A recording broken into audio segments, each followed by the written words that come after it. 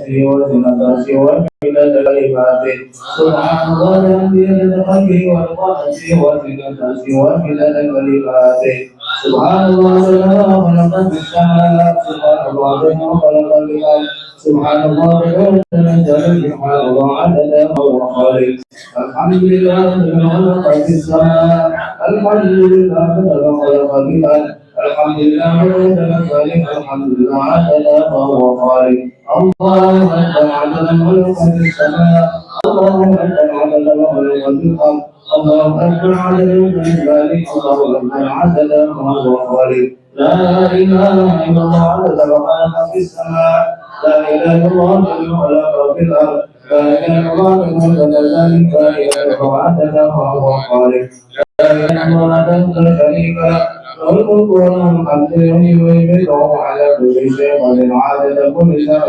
مرة لا إله إلا الله وحده لا شريك له الملك وله الحمد يحيي ويميت وهو على كل شيء قدير عدد كل ذرة مرة لا إله إلا الله وحده لا شريك له الملك وله الحمد يحيي ويميت وهو على كل شيء قدير عدد كل ذرة مرة سبحان الله وبحمده سبحان الله العظيم لا حول ولا قوة إلا بالله العلي العظيم سبحان الله وبحمده سبحان الله العظيم ولا حول ولا قوة إلا بالله العلي العظيم سبحان الله وبحمده سبحان الله العظيم ولا حول ولا قوة إلا بالله العلي العظيم بسم الله ما شاء الله لا يصرف إلا الله بسم الله ما شاء الله لا يصرف إلا الله بسم الله ما شاء الله ما كان في نعمة من الله بسم الله ما شاء الله لا حول ولا قوة إلا بالله بسم الله ما شاء الله لا يصرف إلا الله بسم الله ما شاء الله لا يصرف إلا الله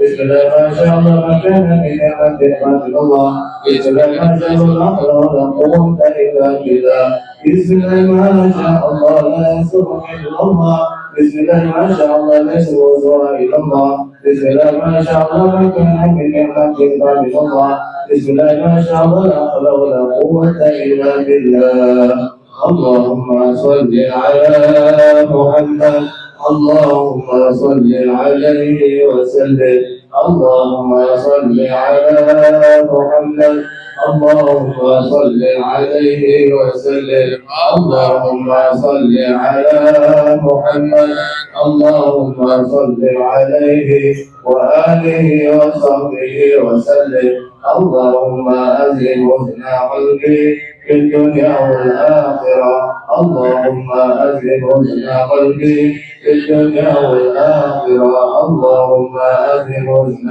قلبي في الدنيا والآخرة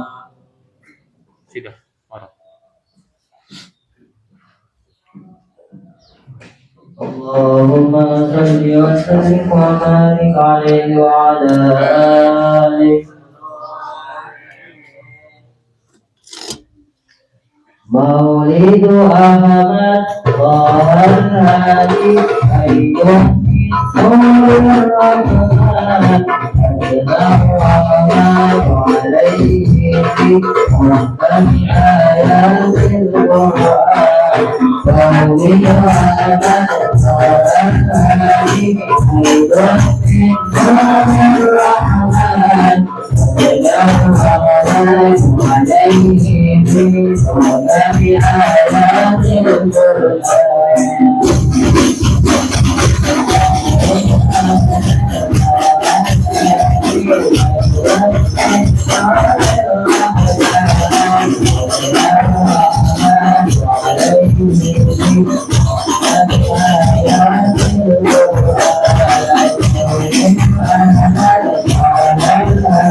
أيها نور الرحمن عليه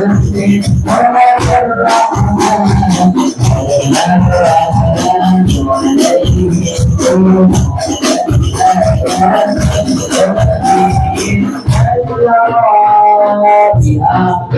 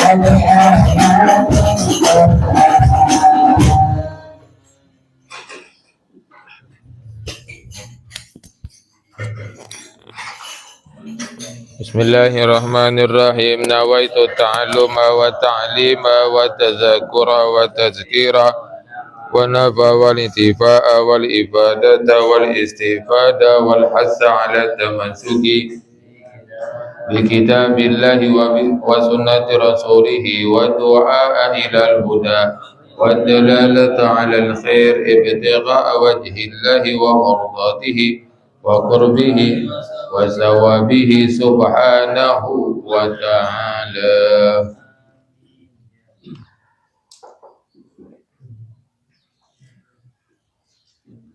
Assalamualaikum warahmatullahi wabarakatuh. Alhamdulillah, alhamdulillahilladzi an'ama alaina ni'matal iman wal islam. Asyhadu an la ilaha illallah wahdahu la syarika lah wa asyhadu anna Muhammadan abduhu wa rasuluh la nabiyya ba'dah.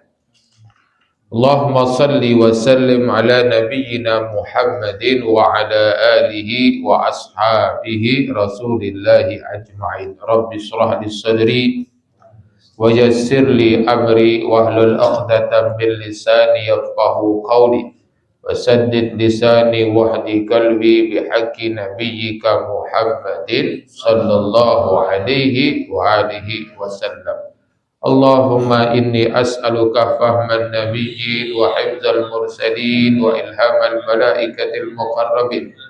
Allahumma aghnini bi'ilmi wa zayyini bihilmi wa aqribni bittaqwa wa jammilni bil afiyah birahmatika ya arhamar rahimin walhamdulillahi rabbil alamin amma ba'd. ba'du.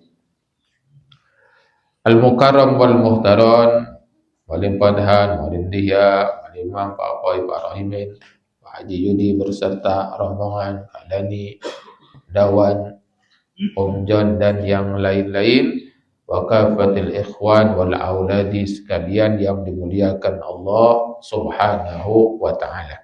Amin. Puja syukur kita kehadirat Allah Subhanahu wa ta'ala yang di hari ini kita kembali duduk bersama, berjumpa di dalam majelis ilmu, majelis Habibi Muhammad.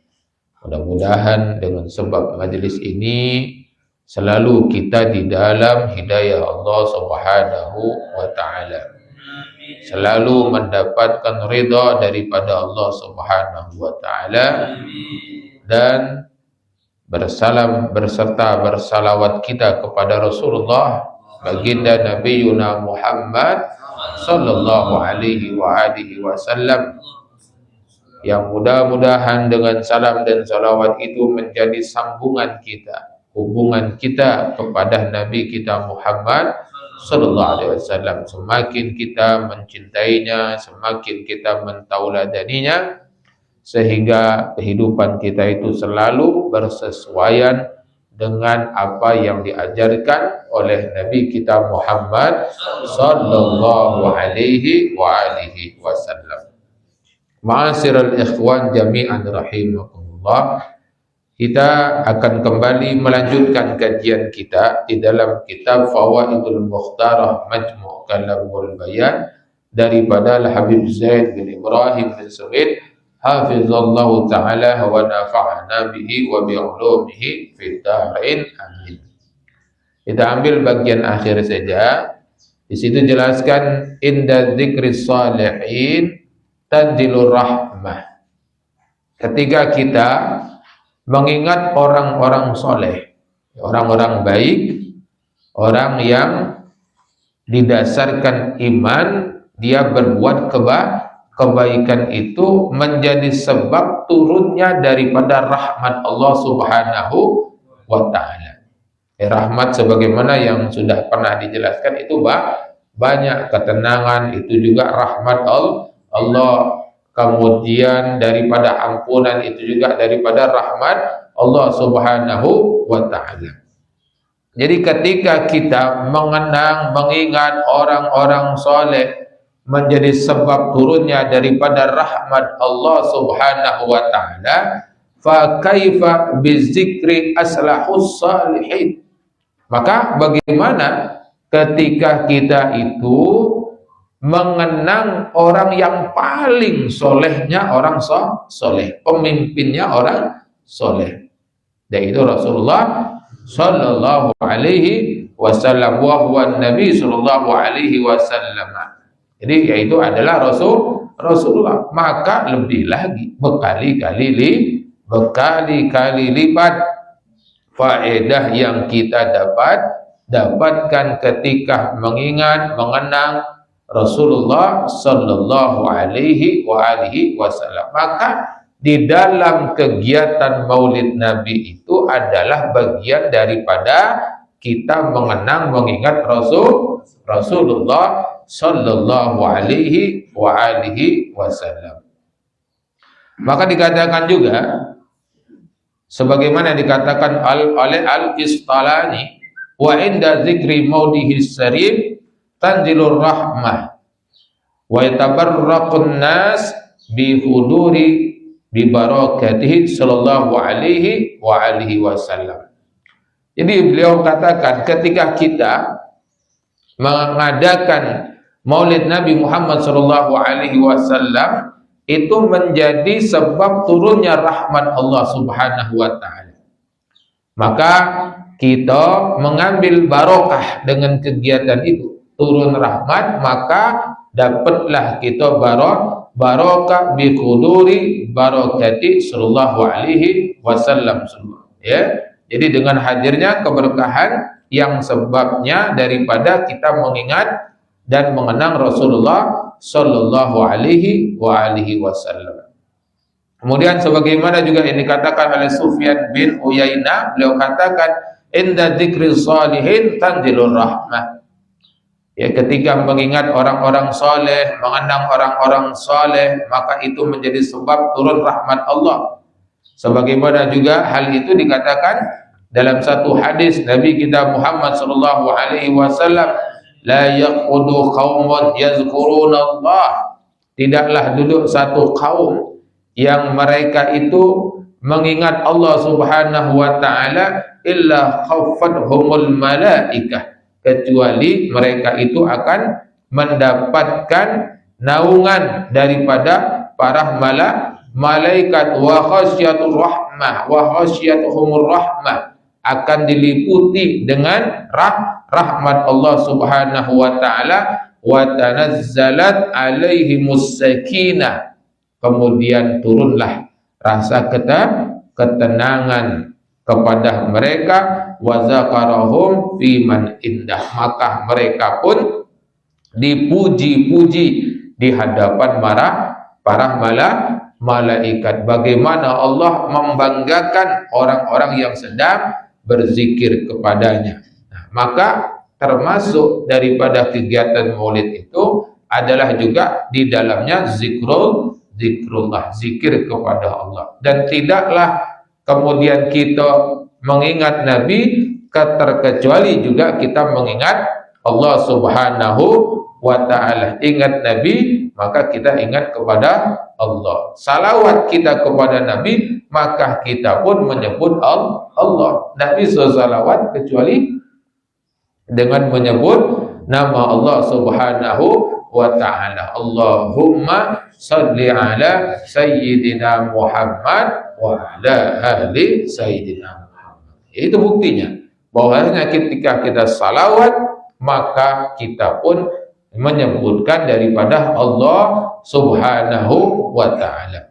Bahkan di dalam majelis daripada maulid Nabi itu tidak hanya isinya zikrullah, tidak hanya isinya salawat Nabi, tidak hanya isinya daripada kita mempelajari sirah daripada Nabi Muhammad sallallahu alaihi wasallam, tapi juga adanya intisarul ilm, yaitu menyebarkan ilmu. Maka ketika kita belajar duduk di dalam satu majelis ilmu, apa di antara kemuliaan yang diberikan oleh Allah Subhanahu wa taala, sebagaimana dalam satu hadis dikatakan, wa innal malaikata la tadau ajnihataha ridaan li talabil ilm.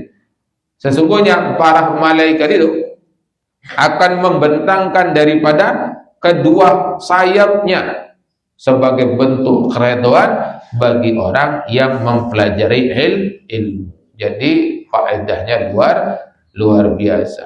Maka kegiatan maulid itu tidak hanya seremonial, tidak hanya sekedar ini bulan maulid kita mengadakan maulid Nabi, tidak hanya itu. Tapi bagaimana kegiatan itu adalah satu upaya untuk kita semakin mengenal Nabi Muhammad sallallahu alaihi wasallam.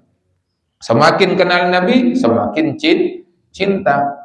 Sekarang kan banyak generasi muda ini tidak kenal dengan nabinya.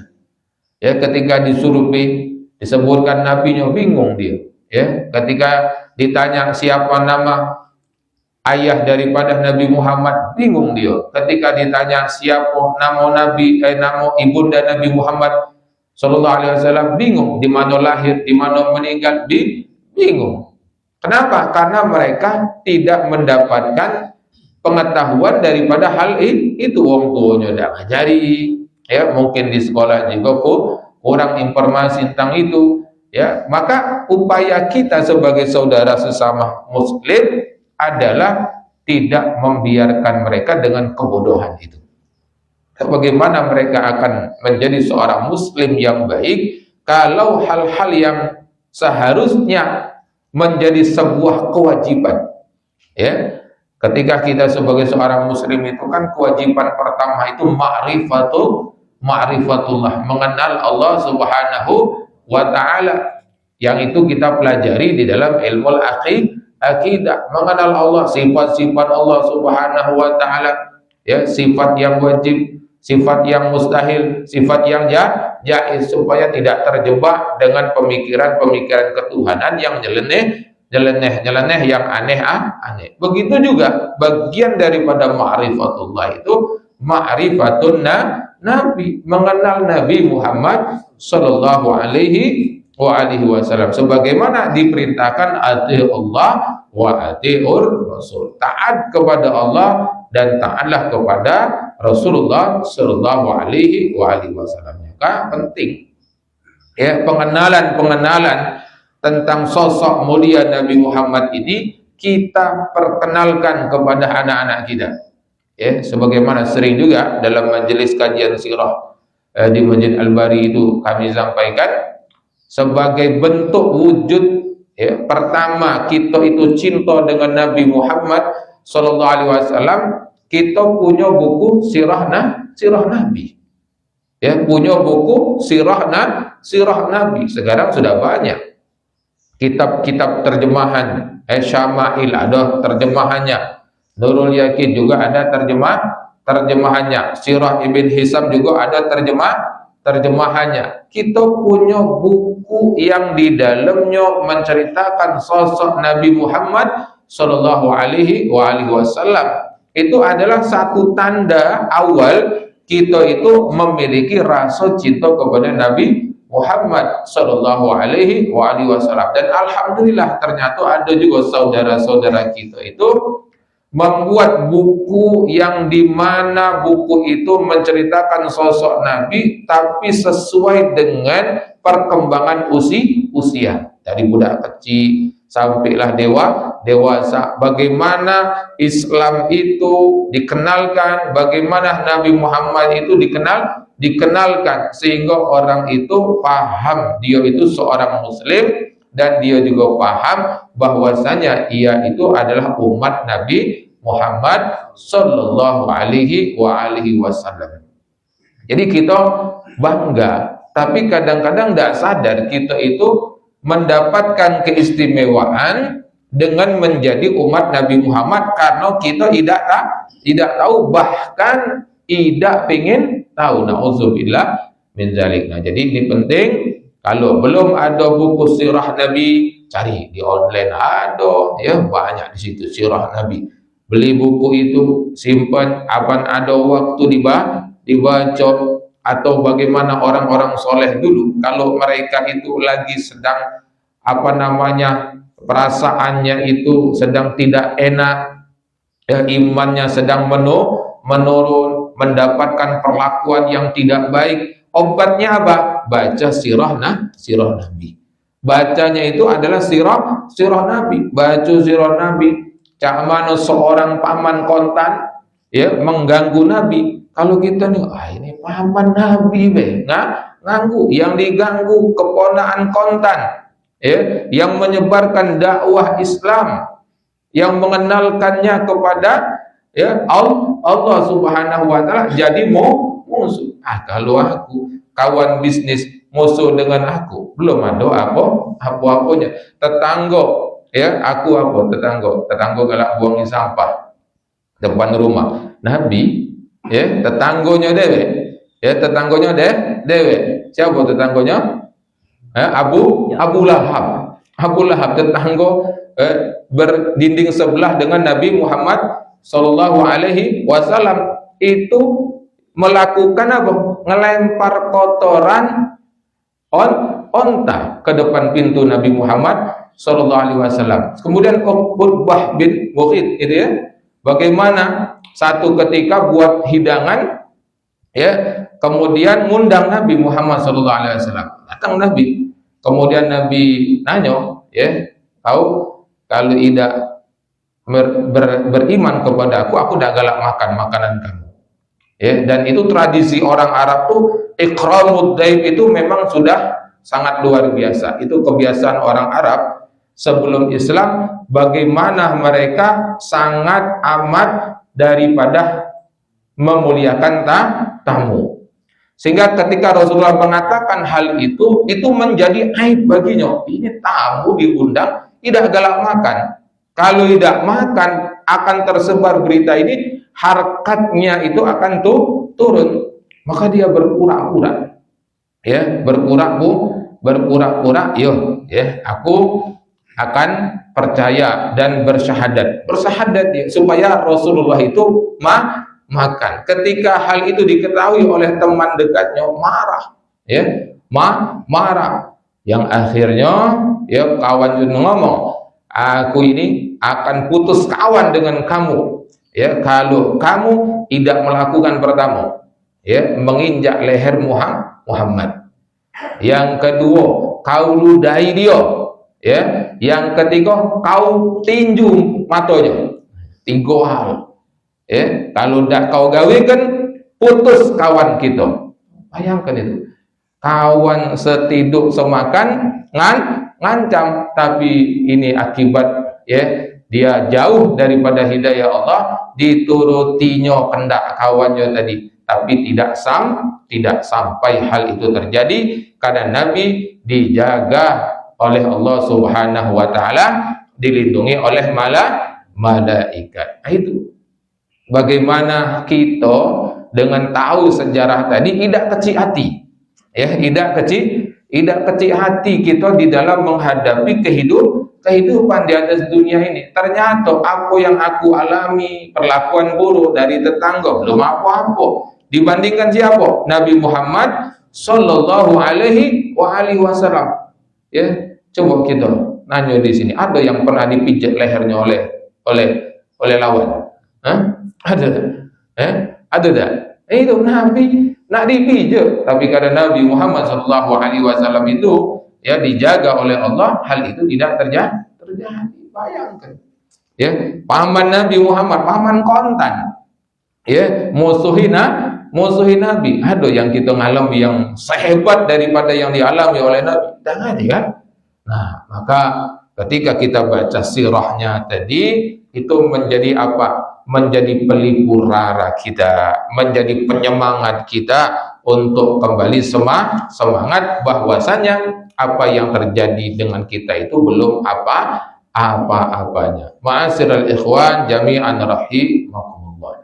Nah, kita lanjut kepada bab baru, kitabun nikah. Nah, ini ya, kitabun nikah, ini bab nikah, ya, karena nikah ini adalah satu sunnah Nabi Muhammad sallallahu alaihi wasallam. An-nikahu sunnati, ya, nikah itu adalah sunnahku, ya, adalah apa? Sesuatu yang diperintahkan oleh Nabi Muhammad sallallahu alaihi wasallam. Dan nikah ini adalah syariat Islam, ya, bagian daripada syariat Islam, dan di dalamnya juga ada daripada bagian apa? Syiar, ya, nikah itu juga adalah syiar. Kita di dalam Islam itu dilarang, ya, dilarang melakukan praktek rahibian. Apa itu praktek rahibian? Yaitu orang yang ingin dekat kepada Allah tapi tidak mau nikah. Ya, aku ingin dekat kepada Allah, kemudian tidak mau menikah, itu dilarang, tidak boleh itu. Bahkan nikah itu adalah bagian ibadah, ya, bukan sesuatu hal yang tercela, bukan sesuatu hal yang buruk. Menyalurkan syahwat kita dengan cara yang halal adalah bagian daripada ibadah. Ya, nilai pahalanya luar biasa. Maka daripada itu ada sebuah cerita. Ada sebuah cerita. Bagaimana ada seorang ahli ibadah tapi jahil. Dia ibadah tadi dengan kebodohan. Dia ingin dekat kepada Allah Subhanahu wa taala dengan lazimnya dia beribadah, mulazamah dia. Tidak hanya mulazamah, sekaligus uzlah di satu tempat, ya, yang terpencil. Kemudian di tempat itu, ya, di tempat itu ada dia membawa seekor keledai betina, ya, keledai betina. Datanglah satu kali seorang sahabatnya menjenguknya karena udah lama udah ketemu. Dia mau tahu bagaimana kabar daripada sahabatnya ini. Akhirnya dikunjungi sampai di situ. Oh, dia lagi asik ibadah, ya, lagi asik asik ibadah. Maka ketika dia berjumpa, kemudian duduk-duduk nanya, ya, karena jadi penasaran tuh, keledai betina itu untuk apa? Ya, keledai betina itu untuk apa? Akhirnya ditanya, itu keledai untuk apa? Dijawab ya dengan kepolosan dan kebodohannya tadi, aku kalau ada datang syahwat, aku datangi betina, aku datangi keledai itu. Terkejut, innalillah, ya, kau datangin keledai betina itu sama hal engkau berzina. Dianggapnya ya melakukan hal itu tidak berzina. Yang berzina itu cuman sesama manusia. Sama hal engkau berzina, akhirnya dia nangis, sedih. Ternyata ibadahnya tidak ganti apa-apa karena sebab kebodohannya. Jadi kalau kita nak uzrah, tak apa-apa juga bawa uang rumah, ya, uang rumah, ya sama-sama uzlah, mendekatkan diri kepada Allah Subhanahu wa Ta'ala. Apa pesan yang ingin kami sampaikan? Bahwasanya menikah itu tidak menghalangi kita untuk bisa dekat kepada Allah Subhanahu wa Ta'ala. Justru separuh agama kita itu akan menjadi sempurna dengan menikah. Bahkan nilai ibadah yang dilakukan oleh seorang yang telah menikah itu berkali lipat dibandingkan dengan orang yang tidak menikah. Ya. Jadi ibadah orang yang belum menikah dengan orang yang sudah menikah nilainya itu berbeda. Maka kalau ingin ibadah kita itu bernilai kali lipat, harus dengan pernikahan. Ya, bagaimana pernikahan itu adalah syariat yang diperintahkan oleh Allah Subhanahu wa Ta'ala, dan jalan kita untuk menjadikan hal tersebut ibadah kepada Allah Subhanahu wa Ta'ala. Sebagaimana di sini dikatakan fawaidu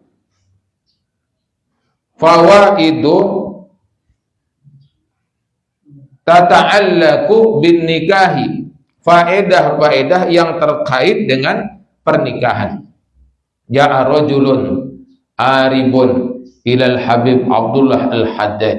Jadi datang seseorang kepada Al-Habib Abdullah al-Haddad, fastaqbalahu al-Habib Abdullah. Kemudian Habib Abdullah menjumpainya. Wa qala marhaban bi khairin nas. Ya, ketika orang ini datang disambut oleh Habib Abdullah al-Haddad, marhaban bi khairin nas. Selamat datang orang yang baik. Ya, itu. Kemudian tazawwaja ar-rajulu ba'da muddati wa ja'a ilal Habib. Kemudian si laki-laki ini beberapa waktu kemudian menikah. Kemudian setelah menikah, dia datang kepada Al-Habib Abdullah, fastaqbalahu wa qala marhaban bikaman nasi. Oh, selamat datang manusia selayaknya manusia. Kenapa dikatakan selayaknya manusia? Karena seorang yang sudah menikah itulah layaknya manusia. Karena pernikahan itu fitrah. Ya, ketika kita tidak mau menikah, maka kita mengingkari fitrah kita sebagai manusia. Yang pertama, ngapo Al-Habib Abdullah ngomong ya bi khairin nas, dengan sebaiknya manusia. Artinya ketika dia belum menikah, menahan dirinya untuk tidak jatuh kepada perzinahan, itu adalah orang baik. Ya, ketika dia belum menikah, kemudian dia menahan dirinya untuk tidak jatuh kepada perzinahan, maka dia adalah orang baik. Ketika dia menikah, berarti dia adalah manusia sesungguhnya, karena pernikahan itu adalah fitrah kita manusia, dan Islam itu tidak pernah berbenturan dengan fitrah. Ya, Islam itu tidak pernah berbenturan dengan fitrah. Syariat Islam tidak pernah berseberangan dengan fitrah kita manusia. Apa fitrah kita itu menikah, ya, dengan menyukai, mencintai lawan jenis. Maka jalannya dengan apa? Jalannya dengan apa? Pernikahan. Fitrah kita manusia itu senang dengan harta. Maka diperbolehkan kita mengumpulkan harta, tapi ada kewajiban dengan nisab tertentu, yaitu zakat harta kita. Agar apa?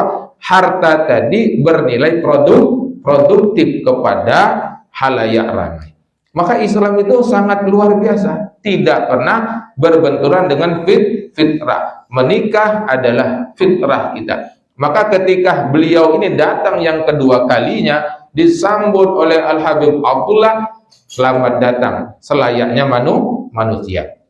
Kemudian fatallaqar rajulu zaujatahu, ya, pada satu ketika si laki-laki ini menceraikan istrinya, ya, istrinya diceraikan. Wajah ilaihi salisan marrah. Nah, ketiga kalinya datang lagi tuh, setelah ia menceraikan istrinya, datang kepada Al-Habib Abdullah Al-Haddad. Maka apa yang dikatakan? Marhaban bisyarrin nas. Selamat datang, ya, orang yang buruk, manusia buruk, selamat datang. Jadi ketika kita, ya, sudah berkeluarga, kemudian menceraikan istri, maka itu derajatnya jadi turun. Derajatnya jadi turun dari orang yang baik, kemudian menikah menjadi selayaknya manusia, kemudian terjadi perceraian, ya, terjadi perceraian, maka derajatnya tuh turun menjadi apa? Bisarrin nas, manusia yang buruk, manusia yang jahat. Maka ketika kita sudah ada satu rumah tangga, maka rumah tangga itu jangan sampai jatuh kepada perceraian. Kemudian qala Habib Abdullah Al-Haddad radhiyallahu taala anhu, ar-rajulu qabla az-zuwaji kindil. Laki-laki itu sebelum menikah ibaratkan lampu, ya, lampu template itu. Kindil, lampu minyak. Ya, laki-laki itu sebelum menikah seperti lampu. Wa ba'dahu zanbil. Setelah menikah ibaratkan keranjang. Ya, apakah ini turun derajat? Tadi kan lampu, kemudian menjadi keranjang. Ini sebuah istilah. Bagaimana seorang yang sudah menikah itu ibaratkan keranjang. Sekarang anak mau tanya, keranjang itu fungsinya untuk apa? Untuk membawa barang. Artinya menikah itu harus siap dengan sebuah tanggung jawab membawa beban. Ya, jangan kayak sudah menikah nak lemah-lemah, itulah masih gaya bujang, kurang ajar itu. Ya, gayanya masih nak gaya bujang. Ya, kongko-kongko dengan kawan, balik jam berapa? Jam 2 malam. Ya, istrinya dianggurin. Nah itu. Kemudian selemaknya baik dia, tidak begawi. Ya, nyantai-nyantai, macam tidak punya tanggung jawab. Tidak boleh itu. Karena nikah itu adalah ketika seorang laki-laki menikah, ibaratkan dia keranjang. Satu, keranjang itu membawa, ya, beban. Yang kedua, keranjang itu adalah melindungi. Ya, apa yang kita bawa itu akan terlindungi, tidak diganggu, ya, tidak diambil orang. Nah, begitulah gambaran sebuah rumah tangga. Filosofinya adalah keranjang, membawa beban, melindungi, mendatangkan daripada, ya, sesuatu yang memberikan manfaat kepada keluarga. Diisilah keranjang tadi dengan hal-hal yang baik, dibawa balik ke rumah sebagai nafkah untuk keluarga. Jadi lemaklah jadi lampu, apa lemaklah jadi keranjang? Nah, jadi keranjang, ya. Jangan jadi lampu nerangi terus, ya, lama-lama pidem juga lampu tadi itu. Ya, mati juga, kelamuan juga, habis minyak, ya. habis minyak dulu pernah ada cerita lucu tuh. Masih ingatnya anak. Zaman-zaman dulu waktu masih pondok pernah dakwah ke satu daerah itu. Ya, ke satu daerah. Jadi pas lagi selesai ceramah itu ada jika uang ya bujang tua beliau ini kan belum pernah menikah bujang tua. Jadi dekat itu Ustaz. Apanya? Aku nih Ustaz ya punya bininya. Ya, punya bini. Oh ya baguslah ya kan. Cepatlah kalau memang ada calon tadi. Iya tuh lah Ustaz. Aku pernah diramal wong Ustaz. Nah mana ramalannya? Kata yang ngeramal aku tuh Ustaz, kamu nih punya bini. Nah, jadi dia ini ya sudah nikah. Cuman ya anak dia ini bini kau. Ya, anak dia ini bini kau. Sekarang umur berapa? Umur aku lah 50 tahun kan. Ya, ini kan masih kecil.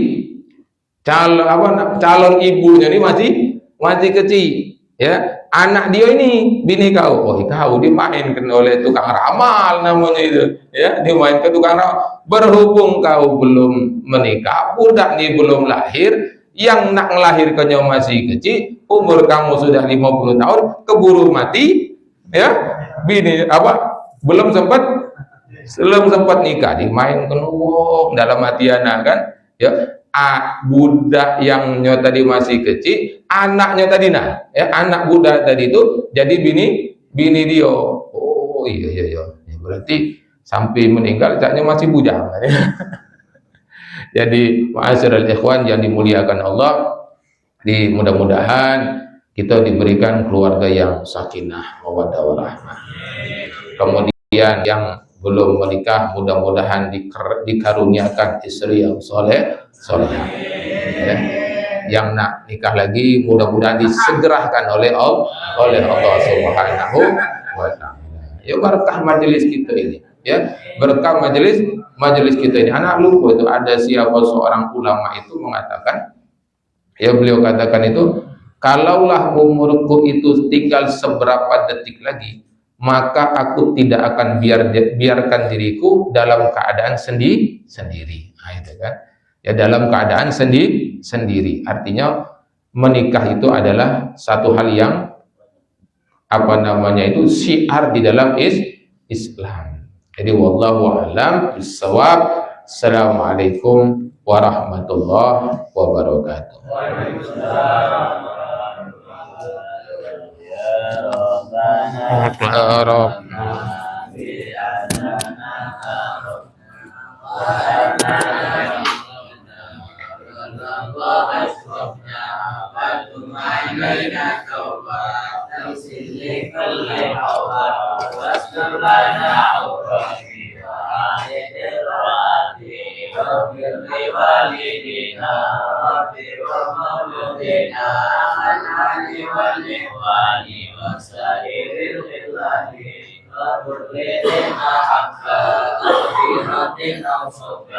والمسلمين أجمعين رب اسمع والغيب المنان والإذن سلم منا بالمصطفى رسولنا وبكل سؤل صلى وسلم ربي عليه أنت الحبيب وآله وصحبه عدد قدس ربي والحمد لله بالخير والأناني.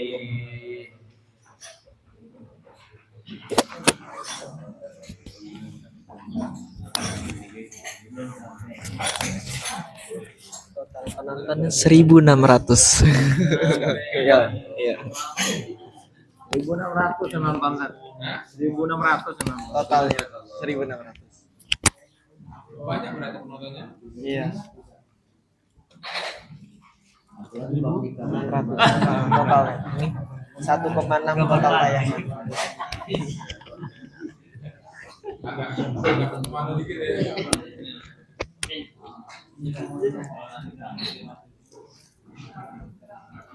Alhamdulillah.